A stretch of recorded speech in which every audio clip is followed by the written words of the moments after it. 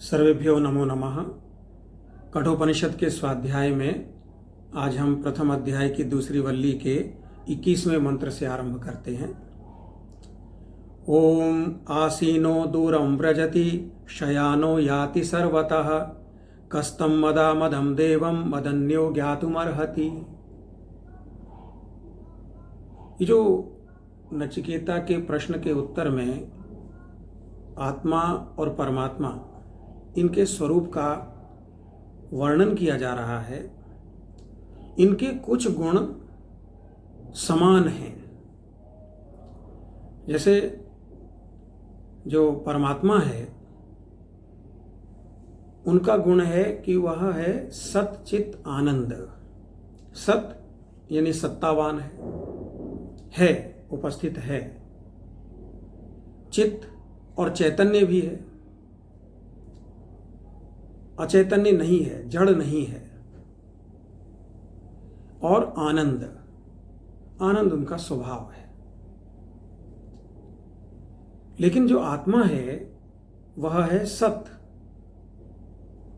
परमात्मा की तरह, और चित्त वो भी परमात्मा की तरह, लेकिन आनंद स्वरूप नहीं है। आनंद उसका लक्ष्य है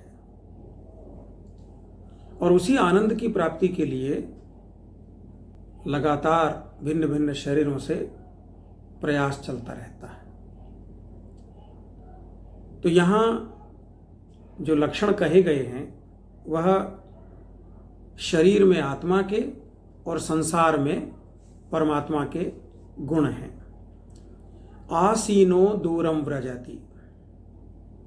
अब आप ये सोचिए, अगर आपको अपने ही शरीर में अलग अलग हिस्सों में ध्यान केंद्रित करना हो, देखना हो, तो आपको अपनी कंसंट्रेशन को मूव करना पड़ता है। कभी कभी आप अपने भ्रू मध्य में ध्यान केंद्रित कर सकते हैं, और कभी ऐसा भी होता है कि ध्यान अपने आप ही एक स्थान से दूसरे स्थान पर जाता रहता है। मान लीजिए आप बैठे हैं आराम से और किसी ने छुआ, तो जहां छुअन हुई वहां अपने आप ध्यान चला जाता है। या कहीं चोट लगी हुई है शरीर में, वो ध्यान का केंद्र बना रहता है स्थान। या कोई व्यक्ति रोगी है, अब रोग में जो भी अनियमितता हो रही है उसी की तरफ ध्यान रहता है। तो क्या यह आत्मा एक स्थान से दूसरे स्थान तक जाती है? ये केवल हमारी जो चेतना है वो एक स्थान से दूसरे स्थान तक चली जाती है,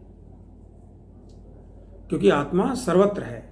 जब सर्वत्र है लेकिन उसकी जो अनुभूति होती है वो चैतन्यता में होती है, ध्यान में होती है, तो वो हम शरीर में एक स्थान से दूसरे स्थान तक ले जा सकते हैं। ऐसे ही जब हम परमात्मा के गुणों का चिंतन करते हैं, आपने ईशोपनिषद में सुना ही था, सपर्यगात शुक्रमकायम अव्रणम अस्नाविरम शुद्धम अपापविद्धम। और भी अनेक मंत्रों में बताया गया था कि तदेजति तन्नई जति तद दूरे तदुवंति के। वह परमात्मा गति करता भी है और नहीं भी करता है, पास भी है और दूर भी है। तो यह गुण है उस आत्मशक्ति का, परमात्मा शक्ति का, कि उसको एक स्थान से दूसरे स्थान तक जाना नहीं होता। वो अपने चैतन्य शक्ति से ही एक स्थान से दूसरे स्थान तक गति कर सकती है। और यहां लिखा शयानो याति सर्वतः, सोए हुए भी। अब सोते कैसे हैं हम? जब हमारी कर्मेंद्रियां विराम करने लगती हैं, फिर ज्ञानेंद्रियां भी विराम करने लगती हैं, और फिर अंत में मन जब विश्राम के लिए जाता है तो नींद आती है। कभी अनुभव करना, सोने से पहले क्या होता है, जब नींद आने लगती है तो क्या होता है। चलने फिरने, आने जाने, खाने, कोई भी काम करने का मन नहीं करता। इसका मतलब कर्मेंद्रियां विराम को जा रही हैं। और अगर आप लेट गए, लेटने के बाद भी कुछ सोचना चाहते हैं, कुछ सुनना चाहते हैं, यानी ज्ञानेंद्रियों से कुछ कर्म करना चाहते हैं तो धीरे धीरे वो भी शिथिल होने लगती हैं, उसके लिए भी मन नहीं करता। लेकिन फिर भी आंख बंद करके, कान बंद करके, कान तो खैर खुले रहते हैं लेकिन उनको हम किसी दिशा में केंद्रित नहीं कर सकते, ऐसा कर सकते हैं। तो एक होता ना लिसनिंग, एक होता है हियरिंग। तो हियरिंग तो चलती रहती है, हम लिसनिंग करना जब बंद कर देते हैं, किसी की बात पर, किसी आवाज पर ध्यान देना जब बंद कर देते हैं, तो इसका मतलब कान बंद हो गया। तो ज्ञानेंद्रियां भी शांत हो गई। लेकिन अगर मन जागृत रहता है तो अकेले ही सब इंद्रियों का काम कर लेता है। जब मन भी सो जाता है शांत होकर, शिथिल होकर, तब हम सो जाते हैं, वो नींद की अवस्था है। लेकिन सपने भी आते हैं। वो स्वप्न क्या है? वो मन का कार्य है। ज्ञानेंद्रियां भी सोई हैं, कर्मेंद्रियां भी सोई हैं। अगर मन जागा है तो कुछ ना कुछ दृश्य हमारे चित्त के सामने आ ही जाते हैं। तो ये है उस आत्मा की शक्ति कि जिसके होने मात्र से ज्ञानेंद्रियां भी काम नहीं कर रही, कर्मेंद्रियां भी नहीं कर रही, लेकिन मन कर लेता है और पूरे संसार को जागृत कर देता है। सपने तो हम जागृत देखते हैं ना, सपने में जो कुछ भी कर रहे होते हैं वो असली जैसा लगता है, तो मन की ये शक्ति है। लेकिन मन को ये शक्ति कहां से मिलती है? आत्मा से। कस्तम मदा मदम देवम मदन्यो ज्ञातुम अर्हति। ये मदा मदम क्या है? मद और अमद। जो व्यक्ति अभी संसार के विषयों में आनंद ले रहा है वो इस आत्मा को नहीं जान सकता। जिसके लिए इस संसार के सभी विषयों में, चाहे वे कर्मेंद्रियों के विषय हों, ज्ञानेंद्रियों के विषय हों, चाहे मन के ही क्यों ना हो, बुद्धि के ही क्यों ना हो, उनमें रस समाप्त हो जाता है, वैराग्य जागृत हो जाता है, तभी उस आत्मा को जाना जा सकता है। 22वां मंत्र है ओम अशरीरम शरीरेषु अनवस्थेषु अवस्थितम महांतम विभुमात्मानं मत्वा धीरो न शोचति। जो शरीरों में अशरीरी है, आत्मा का तो कोई शरीर है नहीं, लेकिन शरीरों में रहती है, और अनवस्थेषु अवस्थितम, और शरीरों की जो अवस्थाएं हैं उनमें भी जो नहीं रहती। हम कभी नहीं कहते कि आत्मा बालक है, आत्मा युवा है, आत्मा वृद्ध है। ये शरीर की अवस्थाएं बदलती हैं, आत्मा की कोई अवस्था नहीं बदलती। महानतम विभुमात्मानं मत्वा धीरो न शोचति। ऐसा जो जान लेता है वह फिर अपने शरीर के साथ एकाकार नहीं होता। फिर न अपने को सुंदर माने, न बुद्धिमान माने, न कुशल माने, न कभी उत्साह में आए, न कभी निराश हो। वो तो बस अपने स्वरूप को जानने के लिए जो भी कर्तव्य हैं उनको करने तक सीमित हो जाता है। और जब किसी व्यक्ति की ऐसी लगन लग जाती है कि किसी चीज में रस नहीं, सिर्फ आत्मस्वरूप को जानने में, तभी उसको जाना जा सकता है। और इस संसार में सब चीजों के साथ ऐसा ही होता है। जब तक आप प्रणबद्ध होकर, संकल्प लेकर किसी प्राप्ति में लग नहीं जाते, तब तक कोई सफलता नहीं मिलती। तो आत्म तत्व के ज्ञान के लिए भी इसी प्रकार के संकल्प की अपेक्षा है। और बड़ी रहस्यमयी बात इस 23वें मंत्र में कही गई, सुनिए। ओम नायमात्मा प्रवचनेन लभ्यो न मेधया न बहुना श्रुतेन यमेवैष वृणुते तेन लभ्यस्तस्यैष आत्मा विवृणुते तनुं स्वाम। ऐसा नहीं है कि हम अपने प्रयास से, अपने प्रयत्न से इस आत्मा को जान सकते हैं। हम प्रयास तो कर सकते हैं, लेकिन परिणाम हमारे हाथ में नहीं है। कोई भी परिणाम हमारे हाथ में नहीं होता, लेकिन ये तो विशेष रूप से नहीं है, क्योंकि साधारण रूप में संसार के किसी भी विषय का ज्ञान प्राप्त करना हो तो हम क्या करते हैं? पुस्तक पढ़ते हैं, किसी से सुनते हैं, समझते हैं। लेकिन आत्मा का ज्ञान क्या है? नायमात्मा प्रवचने न लभ्यो। कितना भी अच्छे से अच्छा आत्मज्ञ गुरु हो, लेकिन यदि हम जिज्ञासु शिष्य नहीं हैं तो वो बहुत अच्छे से वर्णन कर दें, बहुत अच्छे अच्छे उपाय बता दें, फिर भी आत्मा को हम नहीं जान सकते। हो सकता है कि आत्मा क्या है, कैसी है, क्या स्वरूप है उसका, इस सब के बारे में वर्णन हमें याद हो जाए, उसको हम लॉजिकली समझ जाएं, लेकिन तत्वतः समझने के लिए तो जब तक व्यक्ति समर्पित नहीं हो जाता, नहीं सीख सकता। ऐसे हम ड्राइविंग के गुण जान लें, उसकी विधि, मतलब आप बोल रहे हो प्रैक्टिकल नॉलेज। प्रैक्टिकल नॉलेज एक अलग तरह का ज्ञान है।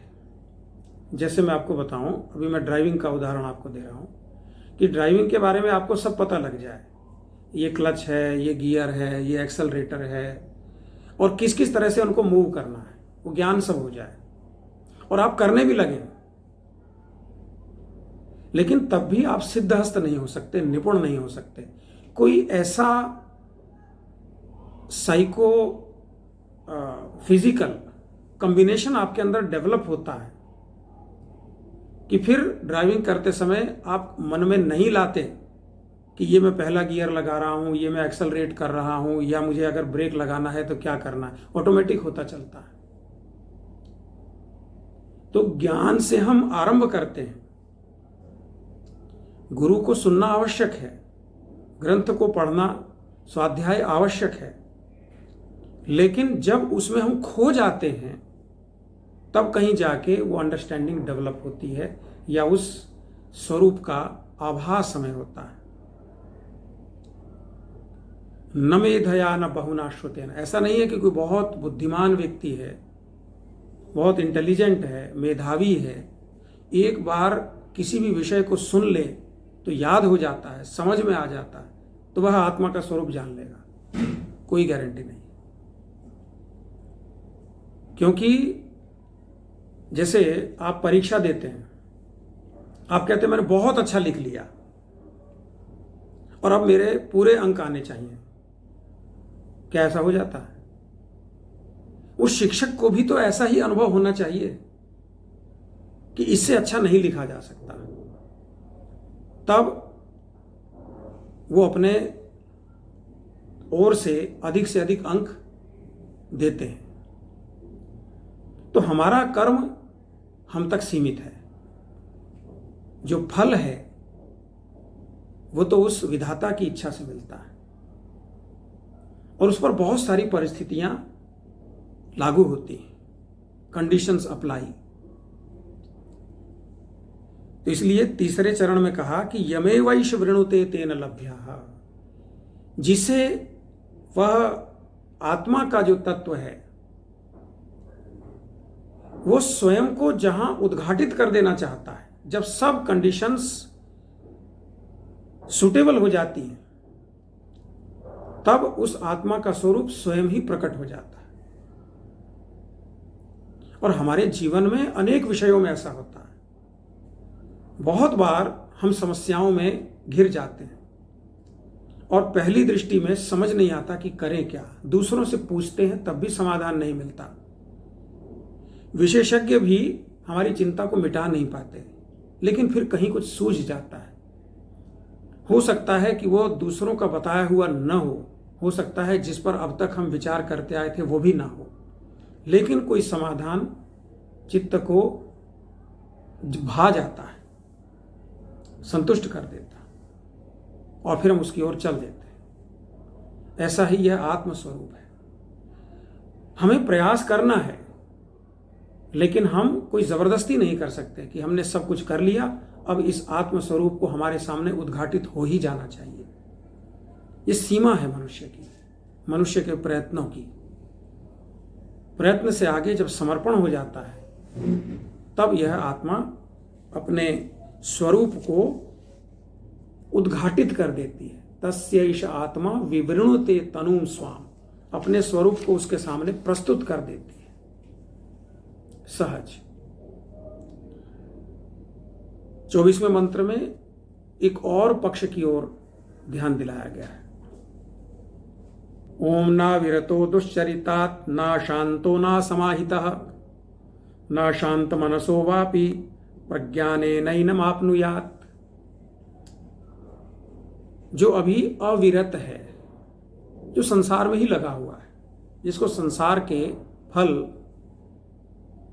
लालायित करते हैं, आकर्षित करते हैं, जिसका मन अभी शांत नहीं हुआ है और जो विरक्त नहीं हुआ है, और जिसके मन में अभी भी संदेह है कि पता नहीं आत्मा के स्वरूप को हम जानने का प्रयास तो कर रहे हैं, ऐसा कुछ होता भी है कि नहीं। बहुत सारे मत संप्रदाय हैं, वहां इस आत्मा का कोई संदर्भ ही नहीं है। क्या पता वो ठीक हो, कहीं कहीं ऐसा भी लगता है। तो इसलिए जो व्यक्ति पूर्ण समर्पण से इस आत्मा के स्वरूप को जानने के प्रयास में दत्तचित्त रहता है, खो जाता है उसमें, वही उस आत्म स्वरूप को प्राप्त करता है। 25वां और अंतिम मंत्र इस वल्ली का, ओम यस्य ब्रह्म च क्षत्रम च उभे भवत ओदनः मृत्युर्यस्योपचनम क इत्था वेद यत्र सह। ये जो आत्मा है, इसके लिए कौन पात्र है कौन अपात्र है ऐसा कोई विधान नहीं है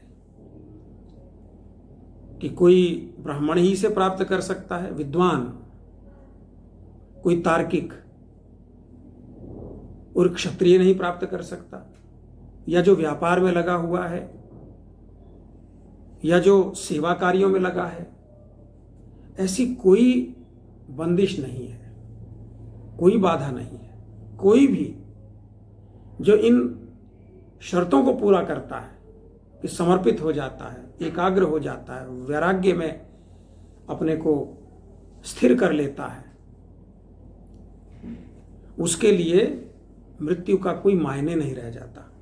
क्योंकि जिसके लिए आत्मा सत्य हो जाती है उसके लिए मृत्यु झूठ हो जाती है। वो जान जाता है कि ये जो अवस्थाएं बदल रही हैं, न तो ये मेरे अवस्थाएं हैं, और ये जिसका अंत हो रहा है न ये मेरा देह है। इन सब के पार जो शाश्वत शक्ति है, जब व्यक्ति उसके साथ एकाकार हो जाता है तो फिर वह स्थिर चित्त हो जाता है। और यही आत्मज्ञान का प्रसाद है। अभी इतना ही।